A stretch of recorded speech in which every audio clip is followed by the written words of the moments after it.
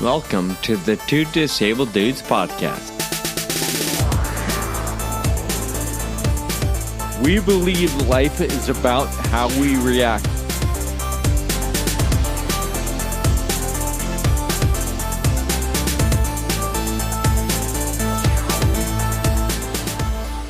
Well, here it is. We are launching our drug development series right now. 5, 4, 3, 2, 1. We have been hard at work on this 5-part episode series. Thank you for listening today. Get ready for some fantastic conversations. Yeah, Sean, drug development is really complicated, as we all know, but it's really important to the rare disease community because these are treatments that can come out of this process that can potentially be incredibly life-changing in a positive way. And so we want to understand as much as possible, just kind of, we're probably going to be kind of scratching the surface. But I think that if we understand it a little more, we can figure out where our influence might help the process move faster. Kyle, we've got executives from big pharma joining us, from biotech. We've got some patient advocates joining us. So we're going to have several conversations that scratch the surface of several different areas and elements of those stages and the process of development itself. We're kicking off this series today with Barbara Tate, and as you'll hear, her time in academia, big pharma, and venture capital, and how all that has given her a wealth of knowledge in the drug development process.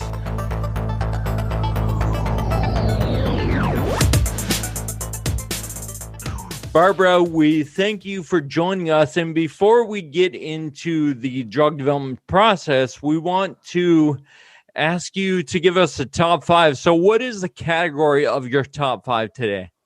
So this was, talking to you very accomplished elite athletes. I'm a little intimidated, so I'm gonna try to fit in.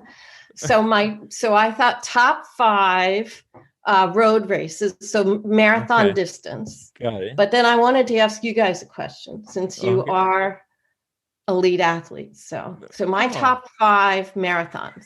So my family does this as a family thing. So my sister, my nieces, nephews, my kids, my husband, we run races together. And people say, well, you're a very athletic family, and we're not. We're highly competitive though. To each other.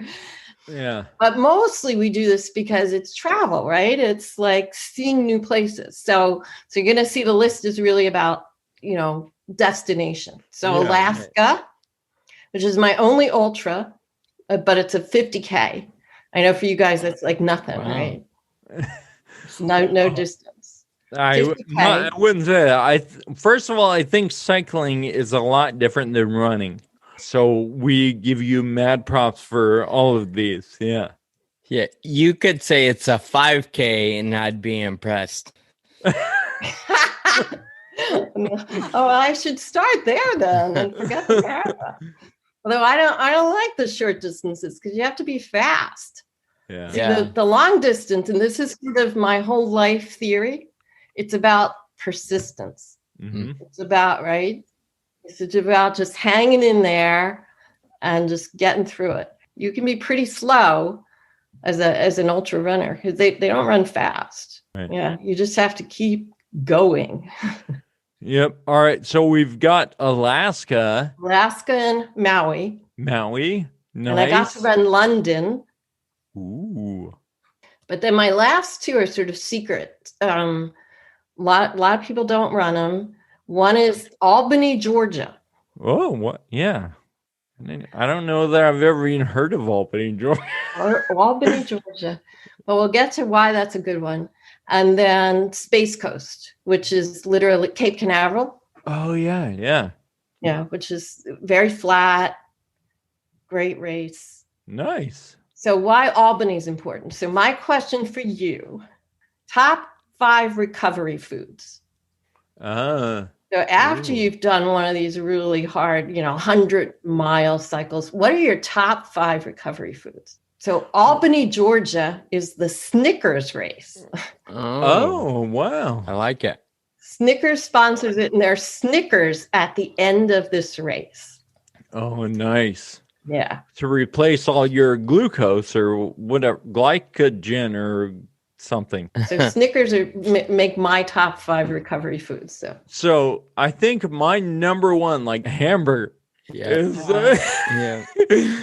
on my list. There's something substantial to really fill that hole, So I would have to say pizza is going to be on a top 5 list. Yeah. Pizza. I mean, burger always, right? Fries and a burger. Yeah, I think so. For immediately after, I really like fruit and lots of water. I mean, that's boring, but I think that's something that helps me replace the sugar and not completely crash. So yeah, and for me, it's Coca-Cola. I'm my kind of lady right there, Barbara. Sugar, caffeine. I don't do the fruit thing only because typically during the event, right, I'm eating a lot of bananas or oranges, and so by the time I'm done, it's like I'm ready to celebrate, and to me a banana is not celebratory. Yeah, that's a good point. The other thing is I like a beer. One of my buddies told me that beer is really good for recovery, but I think that's just an excuse. So yeah, I'm not sure it hydrates you quite as much as the water. Yeah, right. Yeah. Barbara, one more thing before we get into the drug development process. I wanted to ask you about your story. I mean, you've really touched on everything in the process in your career. And so can you just share a little bit of that with our listeners? Sure. Yeah, and I backed into this. I did not come out of my graduate degree saying, I want to discover drugs. At that time, an academic career was seen as the pinnacle. That's what you should aim for. And that's where I was going. So I spent quite a few years working in academia first. And then late for me, late in my career, I joined Pfizer. And I never looked back. I just suddenly, my eyes were open to how your work every day feels like you're doing something that really matters. And there's another piece of it. So even though I'm a runner, I sort of told you, my story is that I run with my family. And I really like being part of a team. And part of being an academic researcher is you can be very lonely. It's really about a personal mission. And when you're in a pharmaceutical company, it's a team mission. And I just love that. I just loved being part of a team. And it was like a second career opened up, and I loved it. And I learned new science, brand new science that I didn't even know existed. Chemists, medicinal chemists. At this point in my career, it was really a focus on small molecule. And there's just this whole science that I didn't appreciate coming from biology and pharmaceutical sciences. How do you get the drug in the right place? How does it stay there long enough to do what it needs to do? It's just all of this big world that I had no appreciation of. So I went to Pfizer and I loved it. But it was a time of a lot of change in the industry. And the industry has changed dramatically over the last 10 or 15 years, where there were these large companies that were doing everything. And now there's this dissociation, right? There's biotechs are as much a part of the landscape as big pharma. And actually the number of big pharma has gone down tremendously. So there are fewer very large companies and lots of small companies.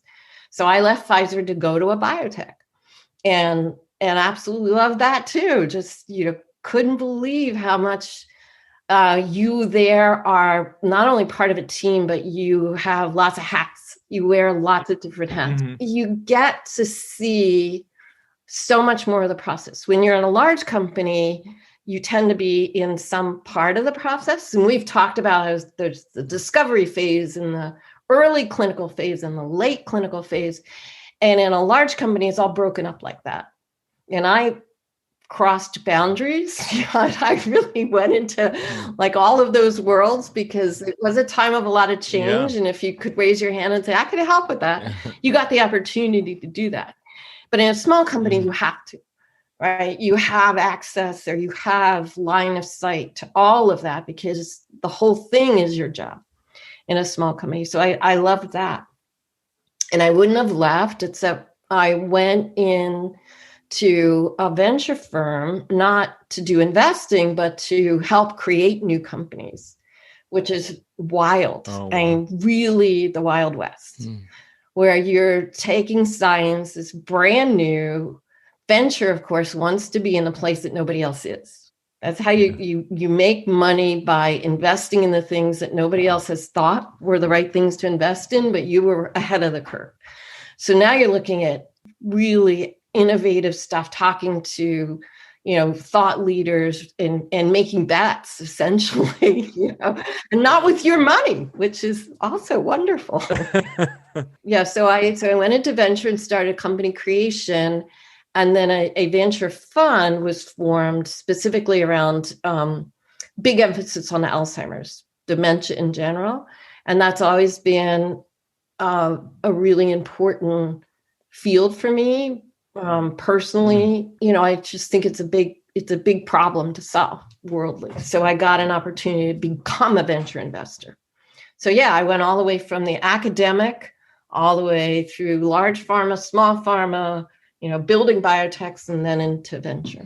Yeah. So now you find yourself as the chief scientific officer at the Friedreich Ataxia Research Alliance, a nonprofit focused on finding a treatment and cure for FA. How does that fit into the progression of your career and just kind of the way you think about your career and your place in the world? Yeah, that's my place in the world. Wow. Nobody's ever asked me, Kyle, about how I think about my place in the world. So I think one of the frustrations, I said I was really interested in these age-related dementias, but there's just, we know so little. We still know so little. And I witnessed several big clinical trials that failed miserably. One definition of that failure, we spend, upwards of $500 million spent in these trials, right? And we didn't know at the end of the trial whether it actually worked or didn't work. Oh my gosh. Yeah, that's terrible. That's got to be a pit in your stomach, right? A big pit in a lot of people's stomachs. Yeah. And that's, that seemed unacceptable to me, that we would be throwing that kind of money at problems without some basic understanding and failing to know whether we succeeded or failed. Not having, that ambiguity seemed unacceptable.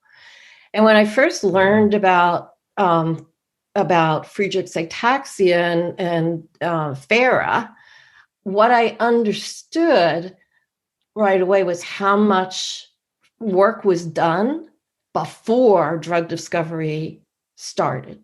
And that foundational work allows the bets that are made, because they're still bets, right? We still don't have all of the understanding, but allows them to be better positioned, better, more thoughtfully made, and a higher opportunity to really have success. And I wanted to be part of that. I want to be part of a team that's done everything they needed to do to get to this place where they will get a definitive answer, a real yes or no. Yeah. Barbara, I'm curious. When you talk about a company just, essentially throwing away $500 million, $500 million, how in the world do you suppose that happens? Is that the result of maybe 20 years ago where, the industry itself wasn't very developed? Or do you think that's a mistake that still happens today for other reasons? Like, generally speaking, what causes such a quote unquote failure in your perspective? That's a great question, Sean. And I wish I could say, boy, we learned from that. We're never going to do it again. But I don't think that's right. But I think this is a place where the rare community can actually teach the rest of the industry how to do things right. And part of it is taking out some of the complexity, the failures in diseases like age-related dementias. When your brain is 85 years old, a lot has gone wrong. A lot of things that are wrong. And we try to parse that out, and we try to find sort of what's the magic bullet that's going to treat this disease. And there isn't one. So I think the mistake and what might continue to happen, and certainly the Alzheimer's field talks about this. They really do talk about this. Did we follow one hypothesis of the disease and believe that everything emerged from that? And so if we just treated that, we will treat the whole disease. And that is unlikely to be true in any disease, but it's really unlikely to be true when you're 85 years old. Yeah.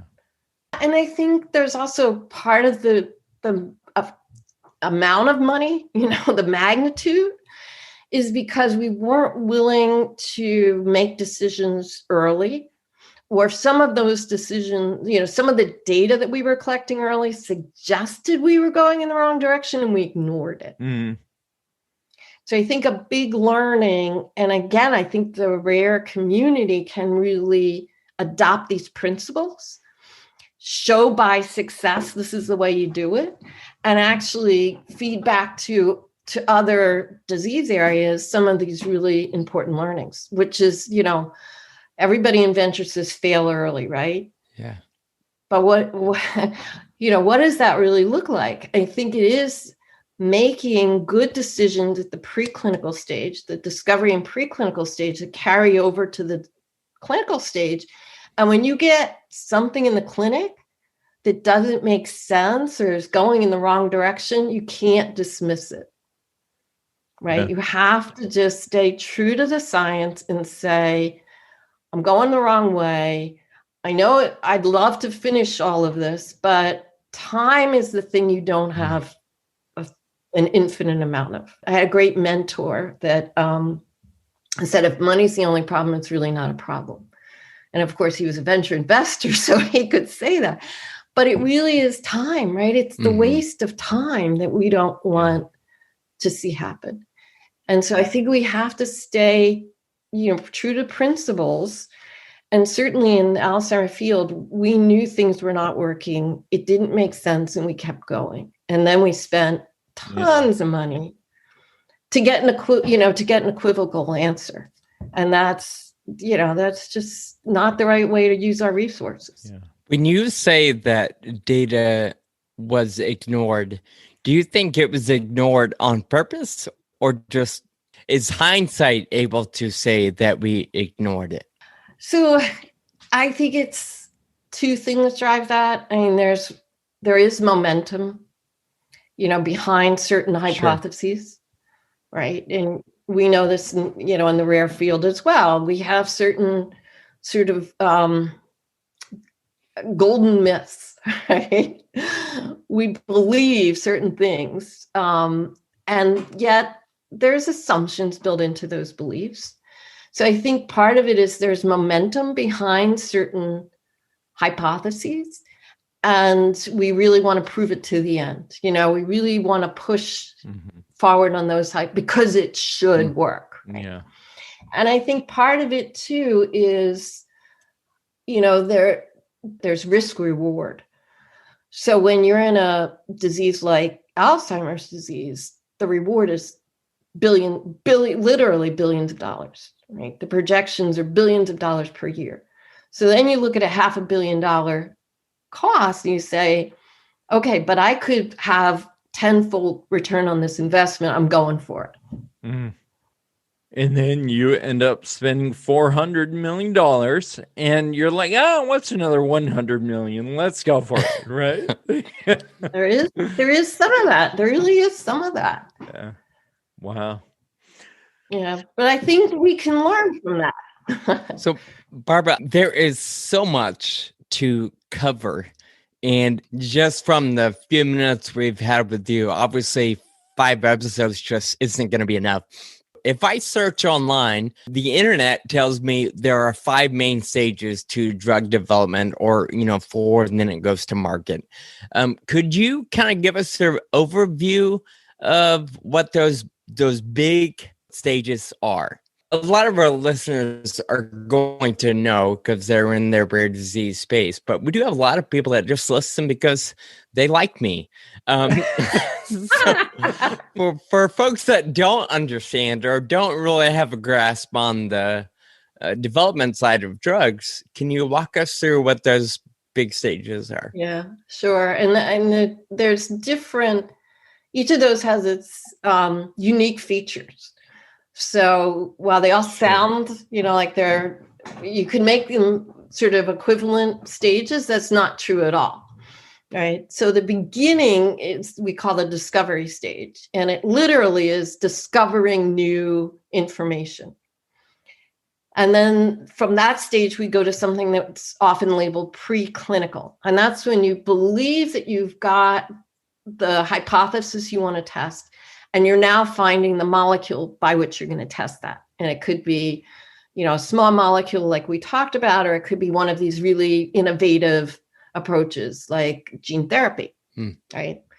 And then during that phase, you do safety as well. So there's discover, literally, I need to find foundational information, knowledge. Then you go to, okay, I think I want to modulate the disease in this way, and I need to find something to do that, and I need to be able to do it safely. So those are iterative processes. They sound like you could sort of draw a line, but they go back and forth, and you enter and you leave, and you give up, and then you learn something new. And then once you get through the safety barrier, then you start going into people. And there are 3 phases of that. The first one, again, is safety. So it's called phase 1 of clinical development. And there you're really just establishing what I learned in non-human models does translate, and it is safe. I can go forward, and it gets to the right place in the body. If you're trying to treat the cartilage, it has to get into the cartilage or the brain. Then you go to phase 2, and there you're in rare. Phase 1 and phase 2 are often combined, but that's not true in other diseases. In other diseases, phase 1 could be in healthy people, and phase 2 now goes to patients. People with the disease. But in rare, you often put those in the same, they're in people that have the disease. And then there's, so in there, you're trying to prove that you are actually modulating the disease the way you want to. And then you do that again, but in a much larger population, and that's phase 3. But I think there's also approval. People don't talk about that, but that's a process. As some of us in the FA field know, that's a process. The approval is not like a checkbox. It is a process, and it can be iterative as well. And then there's the marketing. And even when you start in the very beginning, as we see in startup companies, when I was starting companies, the very beginning, you think about, how is this actually going to get to patients? Who's going to pay for it to get to patients? Will they tolerate coming into the clinic every other week? Or do I have to make sure that they can do this at home? Lots of questions about what it's going to be like when it actually gets to the patient. So it's discovery and preclinical. Then the clinical phases are 1, 2, 3. Then there's the regulatory phase, approval, and then you actually get it to market. You talked about $500 million before. Where did that number, where did it start? Was that from discovery all the way through, or just in clinical, or like just to get a perspective on how much this process costs? Yeah. And that was all somebody's salary. Yeah. That'd be good. Yeah, I'd apply for that job. That actually was just clinical trials. So it doesn't, but it's funny because the time and effort and number of people is very large at the beginning, but the money is small. And then the number of people involved gets smaller. That is the people that are executing the clinical trials. The time gets much more predictable. But the money gets much bigger. So. What would you say if we're considering all of those steps or stages that you talk about? Which one would you say is the most expensive? Oh, definitely the clinical trials are the most expensive. Okay. Could you tell us one or two reasons why? Well, partly the infrastructure that's necessary to do that. Safety is the first concern of both the drug discoverers and the regulatory agencies. It's safety. So now you've got to have the ability to monitor people very closely. In the beginning, it's like hourly, right? You're watching people very, very closely. You've got to have the infrastructure to actually have people in a place to be able, like a phase 1 unit, so those are set up to be able to house people for some period of time.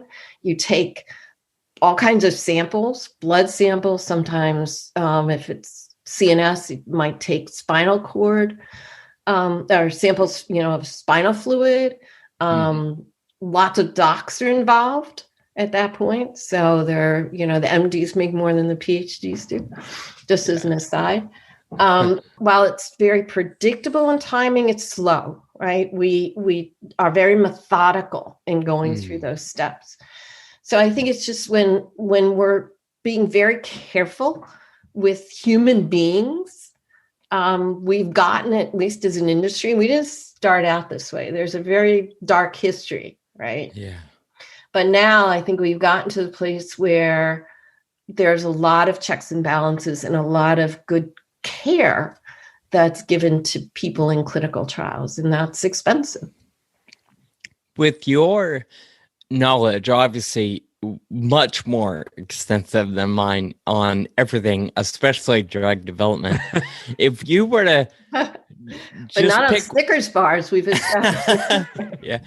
If you were to pick one drug that maybe the world is familiar with, whether it's Tylenol or, something on the shelf right now or over the counter.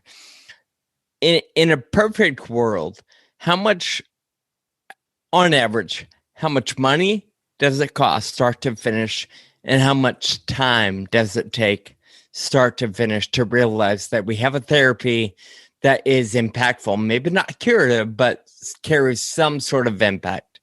Yeah. So we end up averaging that, right? Sure. And we come up with numbers like, well, it takes about 10, maybe 15 years from the very, very beginning to the end. Yeah. It's always tens of millions of dollars, if not, hundreds of millions of dollars. But I want to caution, those averages are, they're the median, right? There's so much on either side of that. Alzheimer's tends to be on the really high side.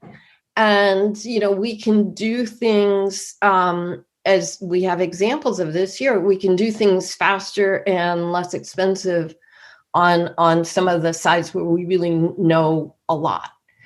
And it's really based, again, on that foundational knowledge. When we don't know a lot about the disease, it's going to be more expensive to get there. If we don't have a path to follow, we haven't ever done this before, it's going to be harder. We're going to make mistakes. We're flying the plane while we're building it, right? But if we've done this before, then we tend to be, it's less expensive because we don't go down blind, we don't make mistakes on building the plane. We don't have to rebuild parts of it. And it's faster because we kind of know what we need to do next. We have a really clear example of the sped up time frame, right? Because of the COVID-19 vaccines. Can we apply stuff that we've learned through COVID? It went from idea to approval in record time, right? I guess there's two parts to the question. Why was that? And can we use some of those learnings in other areas like rare disease? Yeah, I think those are really important things to be asking right now.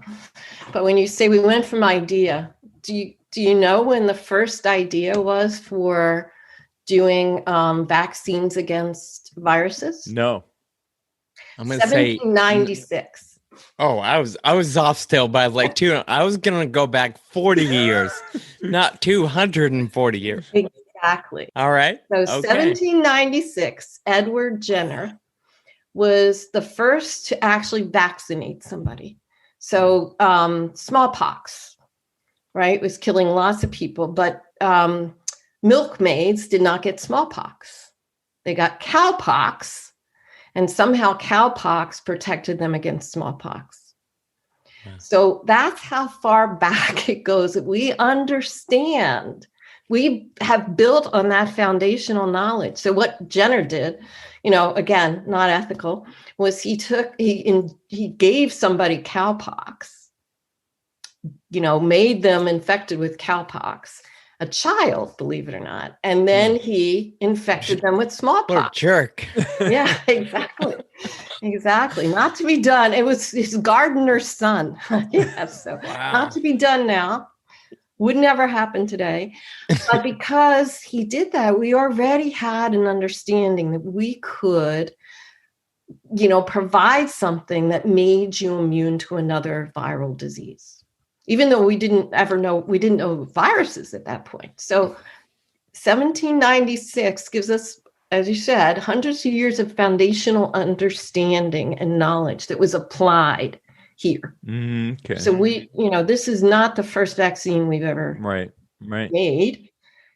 So we really knew not only what we needed to do, but how to measure it, what it should do in both the cellular models and animal models and people. And we had manufacturing. We knew how to make it.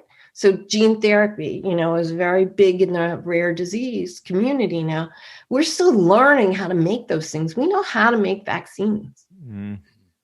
Merck was a vaccine company that, they know how to do this. So we knew what we needed to do. We knew how to measure whether we were doing it or not. And we knew how to make the product. Now, there's some innovation. There's a lot of innovation. And this isn't, at least the Pfizer and the Moderna. Yeah, Moderna. They are new technologies in many ways. But this virus has been around for a long, not the COVID version, but the big family has been around before. SARS is the same sort of family, and we learned a lot. And again, the entire world put their resources against this, right? Everybody. Mm-hmm. The other thing that I think we can learn, so it's foundational knowledge is really important. Right? Understand the disease and understand what you're trying to do, what you actually need to do to address the disease. But then sharing. The publications on the COVID vaccines were in the public literature available to me to read within weeks of the data that they were generating. We don't usually do that. So sharing and being, able to get results to as many people as possible, as quickly as possible. We should be doing that. Yeah. Why do you suppose we don't? Is it a money thing, a venture thing, want to be first to the finish line thing? Why do you suppose we don't share? Yeah. I think it is a holdover of competition was trade secrets, keep as much internal as possible. And again, that worked when the whole thing was built within the walls of Pfizer. But it doesn't work anymore. It shouldn't work that way anymore because we need the biotechs, we need the academics, we need everybody to be contributing to do the kind of innovation that we need now. And I think this is another thing that the rare community can really push for is get as much in the pre-competitive space, right? Try to push back when a company says, well, I can't share that. Push back. Really? Couldn't we share that? Because the product ultimately is your competition. That's the thing you should be rewarded for. Not that you discovered something that's relevant for everybody and you kept it a secret. Right? Yeah. So I think it is about, an older way of thinking about profit and competition, but I think we can change that. And maybe this is the good thing that'll come out of the pandemic. One of the rare good things, right? Yeah. Is that sharing and including negative results, right? It didn't work is as important as it did. Yeah. And sharing that as fast as possible. And doing as many things as we can together. Yeah. I kind of wanted to go off script a little bit. And Barbara, we can cut this if it turns out to be unfair. Unfair. Ooh. Hearing you talk about it this way, it's probably safe to argue most pharma companies out there or biotech, they're all going to say, we're trying to find therapies. But some of them aren't willing to do that at the risk of somebody else beating them to the finish line. So how do you balance this whole patient first mentality with having to pay the bills on their end versus, trying to remain patient and therapeutic centric? Yeah. No, I don't think that's an unfair question at all. I think there are examples in both directions, right? The HIV field in the beginning, I don't know if you've ever heard this, there was a lot of competition and unfair competition. People unfairly getting access to information and using that to accelerate their particular approach. And I think what we learn is that there's lots of examples where first isn't best, and first isn't necessarily the one that ends up being the market leader. So I think it's a false sense of the importance of having foundational knowledge first, because in the end, it really is about the quality of the product that's brought forward. And I think there is a change. You do hear, people saying, I don't want to go into that space, it's too competitive. But we have the experience that because there's a lot of good foundational knowledge, there's a path, we understand the patients really well. We have the experience in some rare diseases where everybody wants to be in that disease, because they feel like they can solve it. So I think people are getting their heads around healthy competition. I think people are getting their heads around pre-competitive activities. I think we as a community can help influence that. The rare community can help to say, again, ask that question, is this really a competitive advantage, or could we all share this, but make your product the best product? And that's where you're going to win. I think you should ask that question. How does that idea push them back and asking that question of really, wouldn't it be better if you shared? How does that, me as a patient, how can I run with that? Do I just ask my doctor over and over? Or how do you think, is it a patient organization like FARA knocking on doors? How do you think we become that voice? I think it is a partnership. I think it is building that trust and that partnership. We have lots of examples of patient organizations that have been able to build those partnerships and encourage more and more pre-competitive sharing. FARA, I think is the best example. But, I left my venture career to go join FARA, so I might just be a little biased. But, you can point to other, Michael J. Fox, you can point to others where they have built the trust, the patient having the faith that their voice will be heard. And the industry partners understanding where that's coming from, understanding this is a sophisticated, insightful organization that isn't saying, why did your drug fail? They're saying, okay, that path looks like it's not yielding success. How can we help move everybody to a path that is yielding success, that will yield success? It's a lot of work. I mean, that's why I'm very glad to be at FARA after 20 years, because a lot of that work was done before me. And I don't think I'd be as good at it, because it is about patience. You're right, Sean. It's about patience, and it's about building trust. We could have talked to Barbara all day. She has so much knowledge and wisdom. But we also have more to cover. And Barbara was kind enough to provide some insight into the next step in the process. Barbara, in our next episode, we're going to have John Crowley, who many people know, and he is the CEO of Amicus Therapeutics. And we're going to ask him about basically the space between discovery and preclinical. When there's an idea or a discovery, what are the factors that go into making the decisions to purchase that technology or go in that direction, build a company, and build a financial plan for success? So how would you sum up this episode to kind of hand it off to John, if you would? Yeah, so that it's interesting because there isn't a long history. We talked about the long history of vaccines. We talked about the long history of pharmaceutical companies, right? Pfizer and Merck's. And this world is a fairly new world. This world of biotech is a fairly new world. But there is a playbook. There's definitely sort of a institutional knowledge. And this stage is now generally paid for.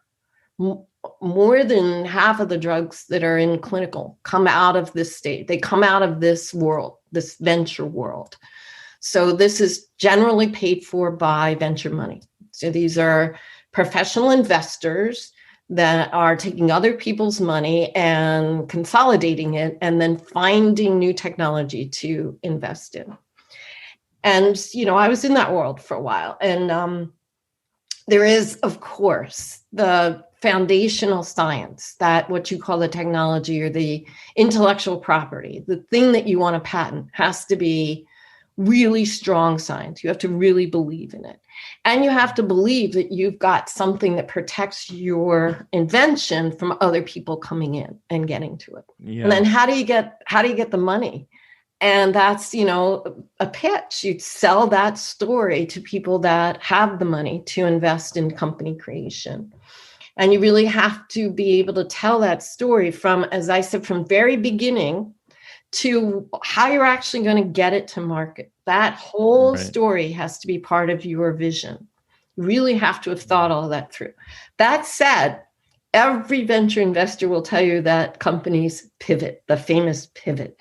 They start here and they ended up in someplace else.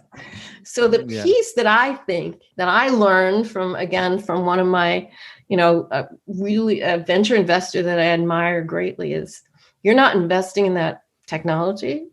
You're not investing in that plan. You're investing in those people. It's really that somebody like John, who both had the vision and a good plan, but he had the passion, right? Mm-hmm. The passion comes from his heart, and he was going to make this work. He was going to respond to all the challenges. He's going to figure out the path. So ultimately, you're investing in that, in those people, that team. And that's what's going to win. I love that. And before we let you go, I will say, just hearing you say, where does that money come from and the passion itself, I think those are a couple of reasons why Hollywood produced a film, right, on John's story. So I'll encourage our listeners real quick. Next episode is going to be talking to John, the man behind the story of Extraordinary Measures. I would encourage everybody to pull that up on Amazon or wherever you buy old movies. Old as in, 10 or 11 years. It's not like super old, but definitely an incredible movie to watch, and then dig into a conversation between Kyle and I with John Crowley. Barbara, thank you for joining us today and sharing your story and all of your knowledge. And thank you for what you do. You're an incredible addition to the FARA team. And I'm just proud to be associated with you and to be able to have conversations like this consistently. And so thank you for all you do. Well, back at you guys, because you are some of my heroes. So I feel very privileged to have been here today and to get to know you guys. Well, Kyle, like you said, we could talk to her all day, and I'm willing to bet our listeners could listen to her all day as well. However, there's more to come and a lot more in the process, so we're going to wrap this up with some thank you notes, and today we're going to do something a little bit different. Although we're thankful for every guest and every element that goes into our show, this series wouldn't be a thing without her, right? Without her help. Absolutely. So we're going to say a collective thank you to Barbara Tate, today's guest. And I'm going to pick out one thing that I really value, Kyle, and that is her carefree timelessness that she offered us today. It's obvious that the recording is 45 minutes or so, but we probably had her on the phone for like an hour and a half. So I just am incredibly grateful that she gave us that kind of time on a random Sunday afternoon. Sean, related to your thank you note, I think that it's clear that Barbara values mentorship a lot. And I just appreciate the fact that her door is always open. Whenever I ask, she's like, yeah, I definitely have time for a conversation. And it's so refreshing to interact with somebody with so much knowledge and whose door is always open. So we hope you've enjoyed Barbara just as much as we have. We would love for you to continue sharing the show with your friends. Like us on iTunes or Spotify or wherever you listen to the show. More to come next week in our drug development series with John Crowley, CEO and chairman of the board for Amicus Therapeutics. That will be episode 144. In the meantime, keep living with urgency. Thank you for listening to the Two Disabled Dudes podcast. This show is possible with your support. Visit twodisableddudes.com to donate. Connect with us on Facebook, Twitter, and Instagram. And be sure to subscribe on your favorite podcast app.